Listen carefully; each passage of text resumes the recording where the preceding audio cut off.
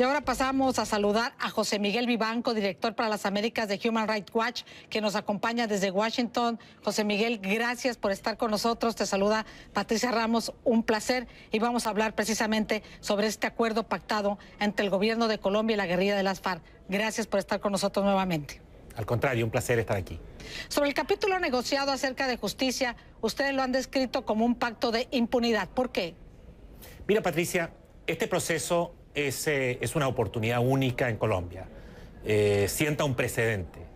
De hecho, un acuerdo de paz debería reducir significativamente la violencia y las violaciones a derechos humanos que han padecido los colombianos durante más de 50 años.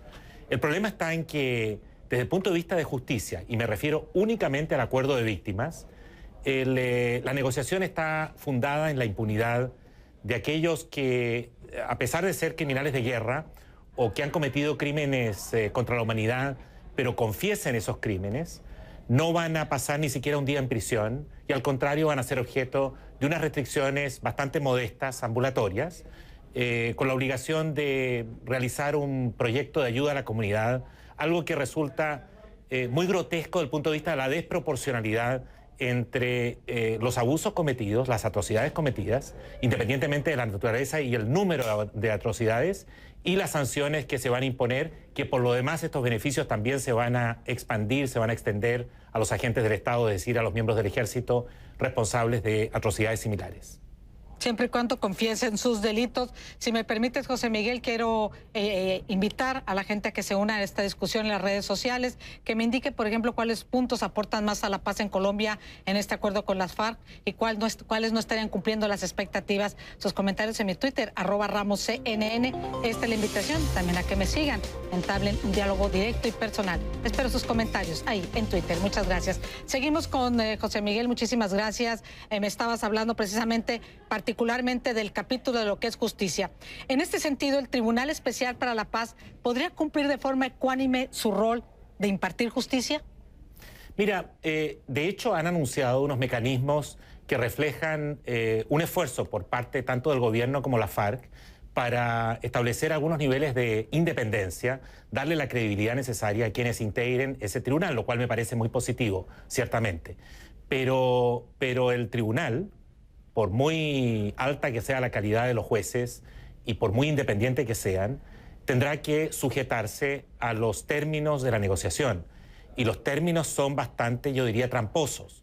Porque si bien el acuerdo de justicia hace una serie de referencias a valores jurídicos y éticos que todos defendemos, que todos aspiramos, como la reparación, la justicia, la rendición de cuentas, la no repetición, etcétera, en los hechos, al leer la letra chica, en los detalles, lo cierto es que lo que hace es garantizar, insisto, impunidad para aquellos que han cometido delitos atroces, sean guerrilleros o agentes del Estado. Tenemos entendido que usted va a acudir a la OEA y a la Corte Penal Internacional. ¿Qué podrían hacer estos organismos en materia de derecho internacional sobre algo ya pactado, como lo acaba usted de decir? Patricia, las partes son libres en cualquier parte del mundo de negociar un acuerdo de esta naturaleza.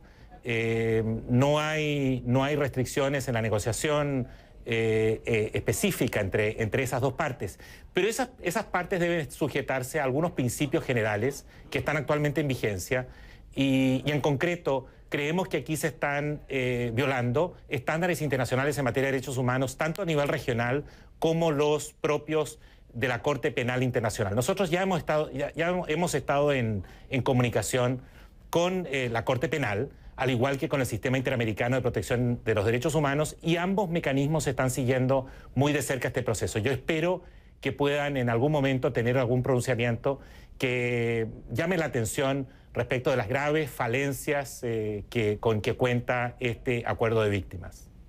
Y seguimos en el área internacional. Los crímenes considerados de lesa humanidad podrían ser juzgados en otras instancias internacionales, claro, si fuera el caso. Usted ha señalado que si se implementa lo acordado, la justicia internacional podría llegar a asumir jurisdicción, dijéramos.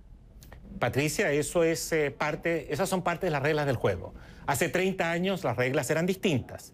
La norma, lamentablemente, en la historia reciente de la humanidad ha sido la impunidad total. una negociación de esta naturaleza no habría sorprendido a nadie hace, insisto, 30 años. Pero en los últimos tiempos el mundo ha ido progresando y se han producido algunos consensos, acuerdos elementales para garantizar unos mínimos de justicia frente a delitos atroces. No estamos hablando de aplicar todo el Código Penal. Obviamente que en cualquier negociación de todo tipo, especialmente una negociación de paz, hay que hacer concesiones y concesiones fuertes. Hay que reducir penas, por ejemplo.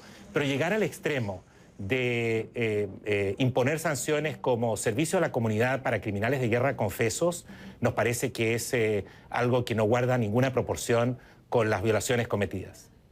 Pero según lo acordado, podría haber penas de hasta 20 años para quienes no confiesen sus delitos. Y hay casos como la violación o reclutamiento de niños que tendrían otro tipo de penalizaciones, Miguel. No, Patricia, a ver, si se trata de un guerrillero o de un agente del Estado, porque las reglas son similares, respecto al cual existe evidencia que cometió crímenes de guerra o de lesa humanidad y no los confiesa de una manera oportuna frente a este tribunal, efectivamente se arriesga a la privación de la libertad, es decir, a la prisión por hasta 20 años. Hasta 20 años, puede ser menos. Sin embargo, si confiesan, y lo inteligente es confesar, y me imagino que van a estar muy bien asesorados aquellos que tengan un prontuario criminal serio y pesado en sus espaldas.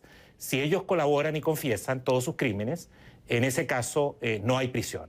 Y tampoco lo hay para aquellos que hayan traficado con menores, que hayan secuestrado a menores, que hayan cometido delitos tan graves como violación sexual o desapariciones o torturas. Todos esos delitos quedan cobijados bajo estas normas que lo que hacen es facilitar la impunidad.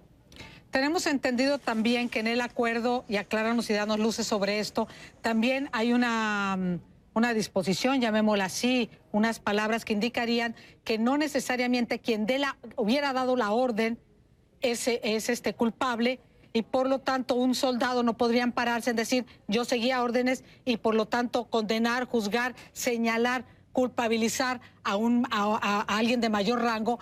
Hablo en este sentido tanto del ejército colombiano como de la guerrilla. En realidad, Patricia, lo que hay acá es un esfuerzo por proteger a los altos mandos, tanto generales como comandantes guerrilleros, justamente los que han estado negociando en La Habana. Se manipula y lo que se hace es modificar el principio básico de responsabilidad de mando, en virtud del cual los crímenes cometidos por los subalternos, es decir, los soldados, los guerrilleros de a pie, si tú quieres, pueden ser imputados a los superiores jerárquicos.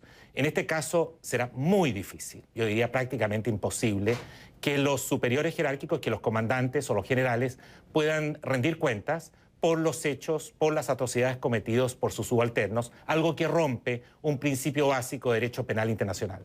Para finalizar, tengo un minuto. Quienes han participado en este esfuerzo aseguran que es mejor un acuerdo imperfecto que una guerra. ¿Qué opinas?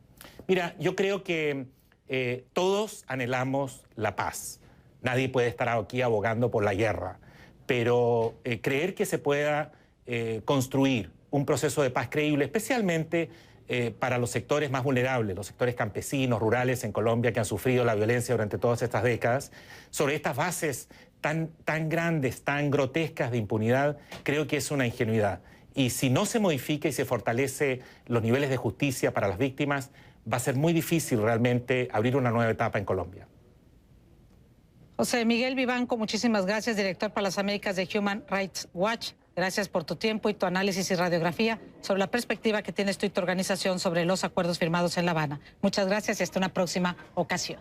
Al contrario, un placer estar contigo, Patricia.